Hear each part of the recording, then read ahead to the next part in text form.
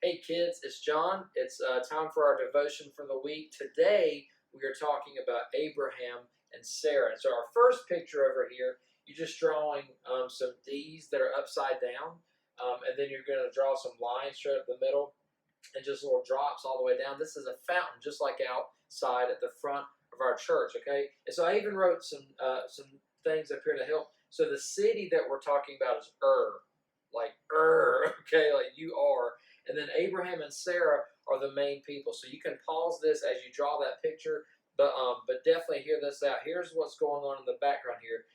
In the city of or as you might want to call it, lived a man named Abraham. Now, was a big city, had lots of trees and fountains and buildings. And Abraham and his wife Sarah had always lived there. But one day, God told Abraham, I want you to leave your home and go somewhere where I'm going to guide you, which is a little scary, but Abraham trusted God and he followed him. So our next picture, you're just drawing like an upside down V or like the beginning of an A, just without the dash in the middle. So you do that a couple times, and then you just kind of make a square to finish it out. And these are tents, okay?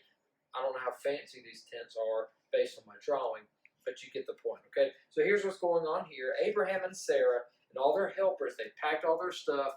It was really hot. It was hard to move around. They didn't have air conditioning, like we do today. And so there were no cars, air conditioning. So when they stopped, they put up tents, they built a fire, they cooked dinner, and they slept rolled up in blankets, okay? So again, they were comfortable in their home, and then God calls them to leave, and he followed them.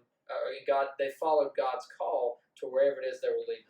All right, so here's our next set of pictures. So picture number 3, even I couldn't mess up too bad. You're just drawing little lines all together, and this represents little pieces of grass, okay? And so here's what's going on in this picture. So the people wondered where they were going because they were trying to follow where God led them.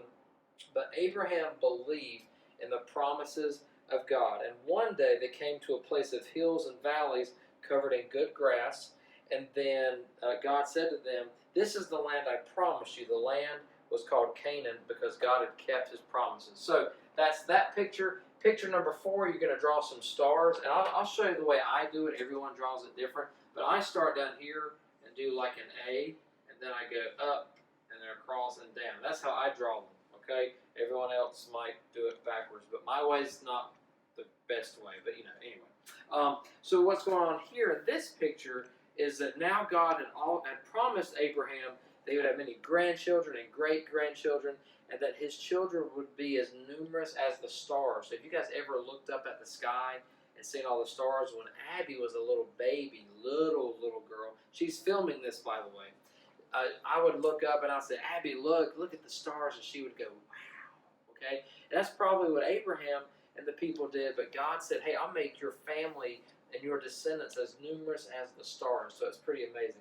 So in this picture, you're drawing the number 100 and you're giving it a face with, I don't know why I drew a banana for his face, but that's just what I'm just saying. Then this is a little bit like 99 or 90 here.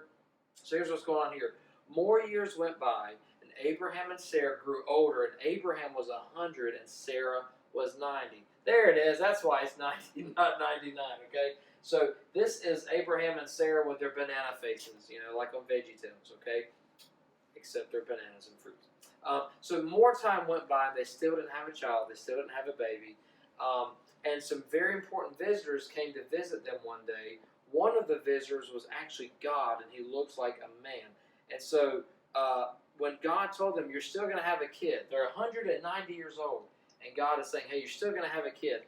Abraham and Sarah both laughed. So this is them laughing like, like when your parents say, hey, go clean your room. You go, and then they get mad at you because you should listen to your parents to clean your room. Isn't that right, Abby? She's filming and ignoring me. It's incredible. And last picture is number 7. This is an adorable little baby. Actually looks like a loaf of bread that I gave a face, but you get it. Number 7, it said, at the exact time God had promised, Abraham and Sarah did have a baby boy, and they named him Isaac, and his name actually meant laughter. And so this story, again, I want you to make sure you draw the pictures and send them to me, but the main thing I want you to remember is that what seemed impossible God made possible. So even though we might be going through a situation that seems like I'll never get through this and this is impossible, especially now with school and COVID, and wonder when am I going to get to see my friends? Is this ever going to end? It seems impossible. Just know, kids, that God is with you. God is the is author of all things in life, and He can make anything possible if it's according to His will. I love you guys, and I hope you have a good night.